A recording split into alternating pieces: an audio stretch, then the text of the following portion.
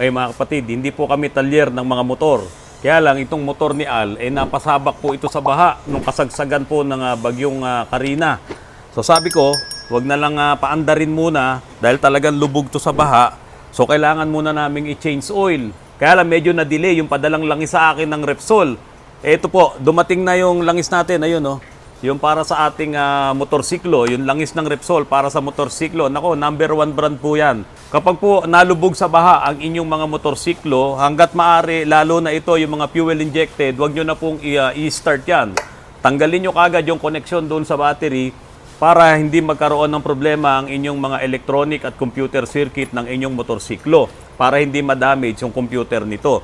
So, ito ay kinauna lang namin, sinakay namin sa sasakyan at dinala dito. Ngayon, i-change oil natin, pinapatanggal ko muna yung spark plug. Ayan. Para makita natin kung nakapasok ba ang tubig doon sa portion ng sa ibabaw ng ating piston, doon sa loob, sa cylinder. Para sigurado lang tayo. Kasi kung yan may tubig doon sa loob or sa ibabaw ng cylinder, doon sa ibabaw ng piston, nako, pag in-start mo yan, babaluktot po talaga ang connecting rod niyan. Dahil maliit lang ang connecting rod nitong mga ganitong klaseng motorsiklo, makina ng motorsiklo. Maliit lang yan, parang ganito lang kataba ang connecting rod niyan, baka nga mas payat pa. No? So hindi nyo talaga dapat yan na pepersahin. I-change oil natin to, lilinisin ang ating oil filter. Kasi ito washable ang oil filter, no? So ipapakita po namin sa inyo kung paano gagawin, unti-unti. At least marami po kasing mga kapatid natin may motorsiklo. At dito naman po, sa Autorans, lahat po sila nakamotorsiklo. Kaya nga po hinihintay namin yung pangako ni Congressman Busita na dadalaw daw po siya dito at magbibigay ng mga helmets. Congressman Busita, kumusta po kayo? So ito, ipapakita namin sa inyo kung paano namin to i-change oil. DIY nyo lang ang inyong mga motorsiklo. Pero mga kapatid, kung talagang na-damage na ang inyong computer, dahil hindi nyo pala alam na delikado kapag nalubog sa baha, adi syempre kailangan nyo talaga ng mga mekaniko ng motorsiklo. Nasaan na? Ano na natanggal mo? Spark plug. Hindi naman siya mukhang basa. Pero meron tayong bago, di ba? Oh, palitan mo na to ng bago. Oh, luman-luma na, oh. Oh, NGK na spark plug. Pwede mo tong start. Kabit mo yung battery. Pabugahin lang natin kung may tubig, ha? Kung yan ay mayroong spark plug, tapos kung may tubig doon sa ibabaw ng piston, nako, mababaluktot kasi hindi niya makukompress yung tubig eh. Ngayon, kung may tubig yan doon, ibubugan niya lang yan doon sa mismong ng spark plug. At malalaman nyo rin kung may problema na ang inyong mga makina. Kapag may lumabas na langis doon, edi syempre may problema piston ring mo. Diba? Okay, Al, kabit mo muna yung baterya. Ika-crank natin. Ha? Para malaman natin kung may pumasok na tubig doon. Ngayon, pag may lumabas na langis doon, naku, Al, yung motor mo, ano yan, blow by yan. Okay, sige nga, Al, iyan mo, i-crank mo. Sige. Sige. Sige. Okay, okay. Wala. Ibig sabihin, walang pumasok na tubig. Mga kapatid, ganun ha. Kasi kung may tubig yon at kinrank nyo at nakakabit yung spark plug, adi syempre, hindi niya makokompress yung tubig. Naku, matigas yun. Kasi hindi naman yun nagkocombust eh. So mababaluktot ang inyong connecting rod. Eh saan ba papasok yung yung tubig? Doon sa pinaka-air cleaner niya. Nasaan yung air cleaner? Ayan. Ayan, yan yung air cleaner, oo. Tapos papasok siya doon sa pinaka-intake manifold, nandoon, di ba? O yun. Pag pumasok, pag napasok ng tubig yung intake manifold nitong makina nyo, siyempre pupunta yun doon sa ibabaw ng piston. Tapos in-start nyo. Naku, mababaluktot, masisira ang inyong mga motor. Kaya ganun po ang gagawin nyo. Tatanggalin nyo muna yung spark plug, no? Bago nyo i-change oil para at least may langis pa siya. Ika-crank nyo lang naman konti eh. Tanggalin nyo yung spark plug, saka nyo i-crank ng konti. Pag walang bumuga na tubig, edi safe na kayo. Ngayon, dire-diretso na, gawin na natin ngayon yung mga proseso na gagawin natin. Ano ba to, diesel? Diesel ba to, gasolina? Gasolina po, sir. Ibang klase. Naku mga kapatid, hindi ka ba nag-change oil? Parang Galing Bicol, sir. galing Bicol. Aba, napakaitim. O ayan, dahil sa nagpapasalamat tayo kay Repsol, sa Grand Toro Oro, kay Sir Mars. Sir Mars, o ayan, nagpadala sa atin ng langis para maipakita sa mga kapatid natin, sa mga kasamahan natin, na mga riders, no? kung ano yung mga simpleng maintenance na pwede nyong gawin.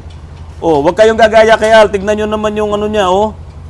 Parang diesel. Ngayon mga kapatid, ganito, kung halimbawa po nalubog talaga sa baha, di siyempre may tubig to.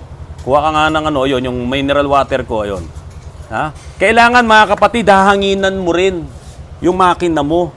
Doon sa lagayan ng langis, bubuksan mo yon. Maghahangin tayo. Ngayon, lalagyan ko ngayon ng tubig tong yung langis mo. Hindi naman talaga siya magmi-mix, pero ang mangyayari, ganito talaga magiging kulay niyan. Ayan, oh.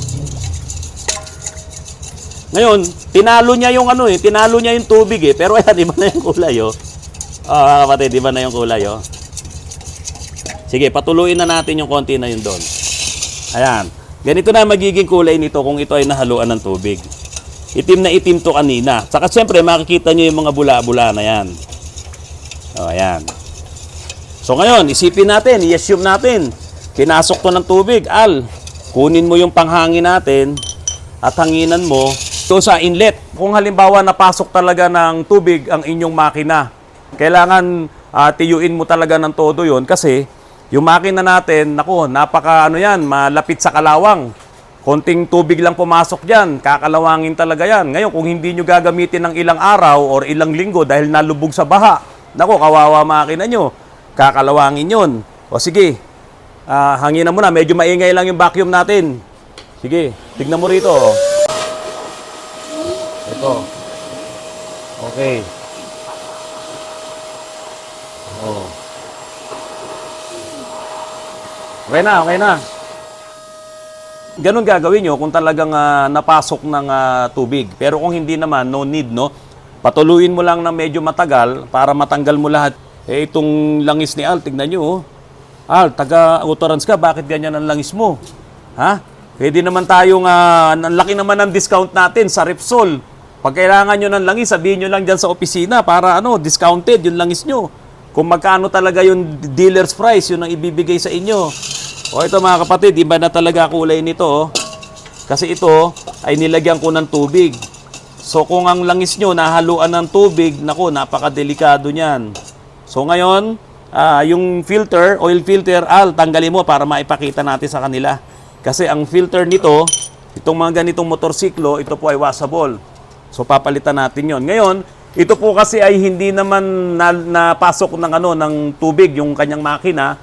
Pero ipalilinis na rin natin kay Al yung air filter nito.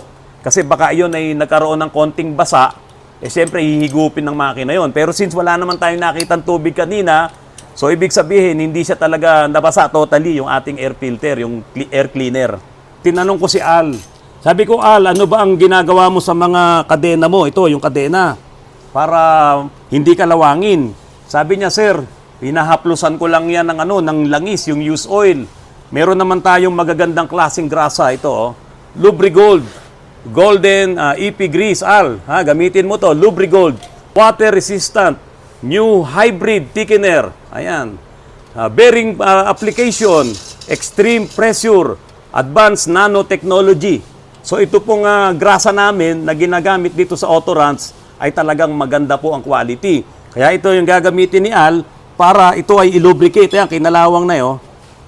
So, ilulubricate na yan, kasama na dun yung sprocket, basta wag mo lang kakapalan. Yung iba kasi, grabing maglagay ng grasa, sobrang kapal. Ito yung oil filter ni Al. Ayan. Washable. Kasi ay, stainless to, no? Strainer. O ayan, hugasan to ni Al. Ano ba pinanguhugas mo dito? Gasolina, sir. Gasolina. Meron tayong Aeropack. Brake cleaner. Ito po ay produkto din na kasamahan ng Repsol, ng Grand Toro Oro. Ayan. O yan, gamitin mo. Ha? Sige, pakita mo dyan. Tanggal talaga yan. Tanggal ang dumi mo dyan, pati yung mga natitiran langis. Kung may tubig-tubig man yan, tanggal yan. Ayos, oh. Repsol na motorcycle engine oil, 10W40, fully synthetic, made in Spain. Kakalasap na po ng imported na langis itong motorsiklo ni Al. Ilang kilometro ba ang tatakbuhin ng filter na yan bago mo palitan? Talagang wala na bang palitan yan? Chine-check up ko na lang yan sir pagka nag-change oil. Kasi Pag nag-change oil, pag talagang yung goma, hindi na maganda yung ano niya, yung texture niya, matigas na, malutong. malutong na, o yun, papalitan mo na talaga. Ito na yung bagong spark plug ni Al. O yan. Salamat po sa Repsol. O, bigay din doon ng Repsol. Okay Al, kabit mo na. Sobrang dumi na oh. Alam nyo ba, na kapag ka ganito kadumi ang inyong air filter or air cleaner, lalakas din kayo sa gasolina. Kasi hindi maganda yung combustion doon sa loob ng inyong makina. Magiging rich siya. Kasi marami yung buga ng gasolina, kaunti naman yung pumapasok ng hangin. Kaya minsan mabaho yung amoy ng inyong tambutso. Dahil nga dito sa ganitong klase ng air filter element, barado na. Ano ngayon ang plano mo dito? Dahil hindi tayo nakabili. Ha? Hahanginan mo muna yan. Oh, ang gawin mo, vacuum muna kasi pag hinanginan mo kagad yan, papasok lang doon eh. So, total yung vacuum naman natin, baligtaran yan. So, vacuum muna, habang nililinis mo, saka mo ngayon hanginan, dito ka maghahangin, papunta doon. So, ganun ha. Ito na yung pinakahihintay ng lahat. Ayan, isasalin na natin itong Repsol Motorcycle Oil Smarter Synthetic 10W40. Okay, tignan ko ha. Bunot pa. Uy! Talaga meron siyang ganito? Yung ibang mga engine oil ba meron ganito? Wala. Hindi na kailangan ng bulo sir. So hindi mo na kailangan na imbudo. Oh, ang ganda pala nito. Hindi to straw. Baka mamaya inumin mo ha. Ito lahat meron. Oh, may sumingit.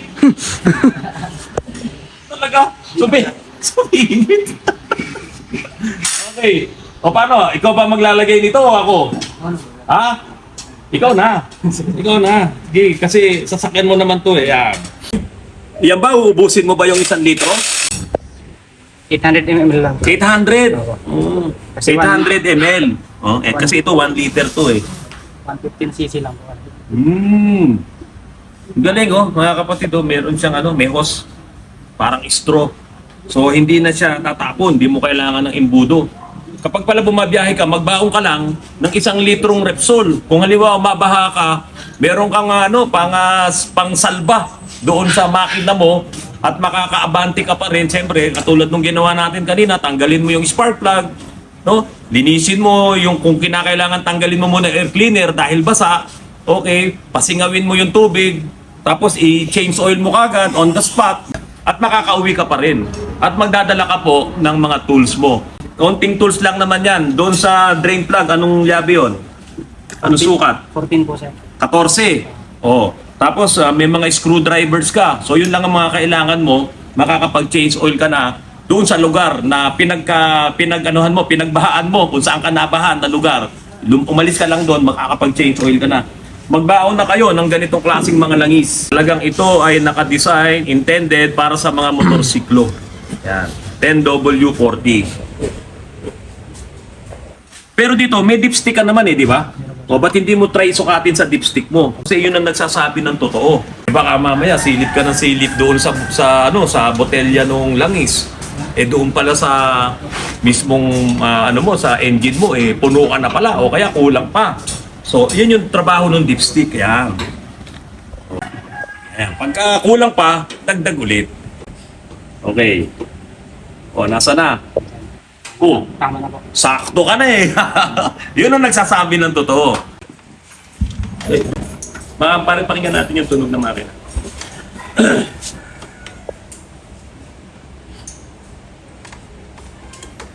Paano ginawa mo? Bakit hindi mo kagad sinusi? Pinadyak ko muna sir yung Oo. kickstarter para circulate yung Yun lang is. Sana ilang ikot na yun?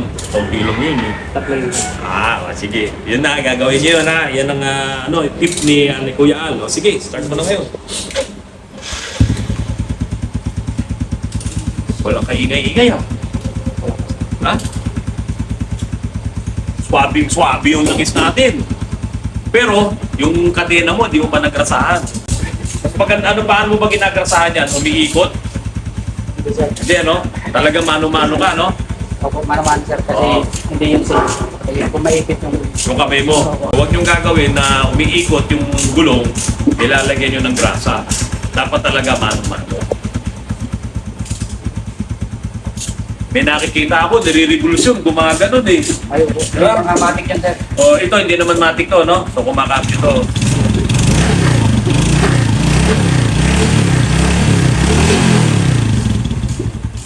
Maganda pa, tahimik pa yung makina mo.